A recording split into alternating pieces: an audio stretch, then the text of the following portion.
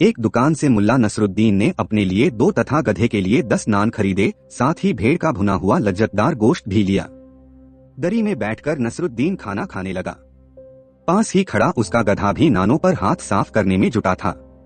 नसरुद्दीन ने उसी स्थान पर रात बिताने की सोच रखी थी।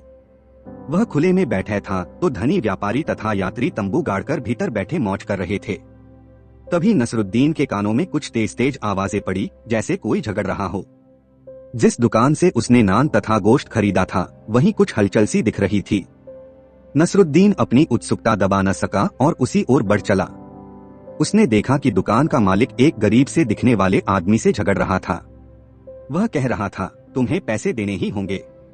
तुम जानबूझकर उस ओर लेटे थे जिस ओर मेरी दुकान से गोश्त की खुशबू उठकर जा रही थी। सारी शाम तुम बढ़िया खाने की खुशबू का आनंद लेते रहे। मैंने देखा भी था, तुम बार बार होठों पर जीभ फिराकर चटखारे ले रहे थे। मैं कोई दान खाता खोलकर नहीं बैठा, जल्दी से पैसे चुकाओ। बेचारा गरीब आदमी बेहद असहाय दिख रहा था। शायद नसरुद्दीन की तरह उसके पास भी फालतू पैसे नहीं थे।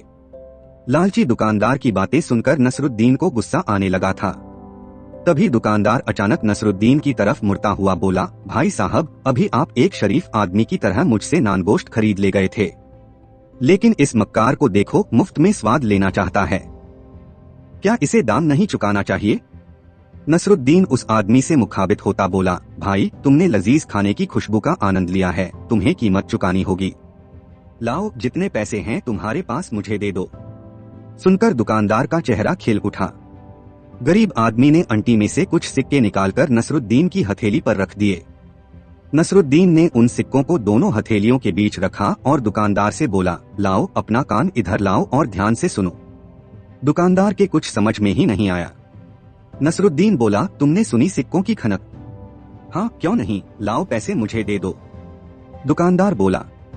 लेकिन नसरुद्दीन ने सिक्के गरीब आदमी को लौटा दिए और दुकानदार से बोला, हिसाब बराबर हो गया।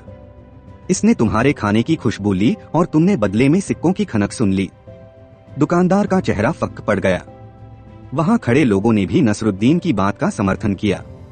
उस गरीब आदमी ने नसरुद्दीन का शुक्रिया अदा किया। जब नसरुद्दीन वापस गधे के पास पहुंचा तो वह उसे देख खुशी से मिट्टी में लौटने लगा।